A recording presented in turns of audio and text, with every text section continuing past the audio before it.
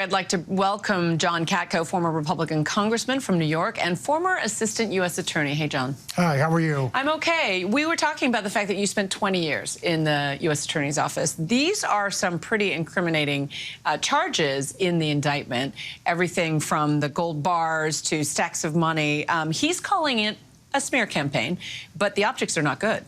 Yeah, the best way to combat that type of argument is to look at the facts. And the facts laid out in the indictment are stunning. And when I was doing cases, if I had great facts, laid them out in the indictment. So the first thing the jury hears at the beginning of the trial is going to be the facts. The fact that they have money in his closet with DNA evidence from his co-defendants. They have a car in their garage that was paid for by a co-defendant. They have text messages. They have phone calls. It's a pretty damning recitation of the evidence set forth in the indictment. Absolutely. The gold bars with the serial numbers are quite telling. Yes. Tell us about the seriousness of these charges. We're talking about accepting bribes in exchange for wielding political influence. Well, think about that. He's head of the Senate Foreign Relations Committee at the time he's doing this. That is a very powerful and a very important job, one of the most important in all of Congress, because you're one of the point person for foreign relations in Washington. And you're misusing that position, that's very bad. And we're talking about Egyptian interests? Yes. Potentially? Potentially Egyptian interests, and they're intervening and helping other some Egyptian interests with contractual things they're trying to get accomplished. And yet he has been facing charges before of corruption. In 2018, that case ended in a mistrial after the jury failed to reach a verdict on all counts. Could the previous accusation hang over this indictment? Perhaps from an evidentiary standpoint, if he takes a stand and says something contrary to what they know happened before.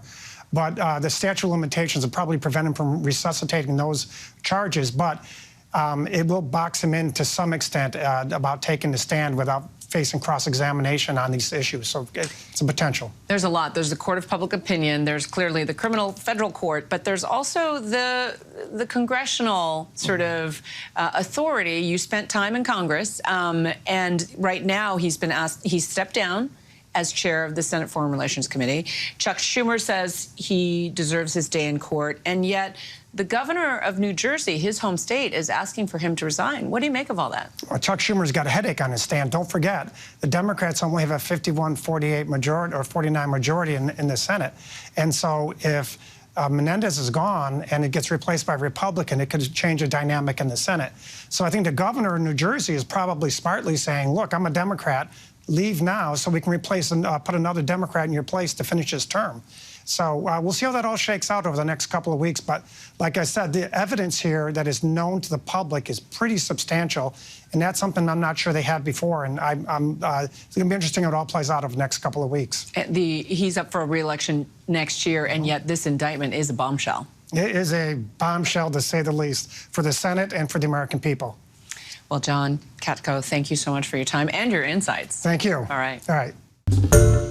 Hi, everyone. George Stephanopoulos here. Thanks for checking out the ABC News YouTube channel. If you'd like to get more videos, show highlights, and watch live event coverage, click on the right over here to subscribe to our channel. And don't forget to download the ABC News app for breaking news alerts. Thanks for watching.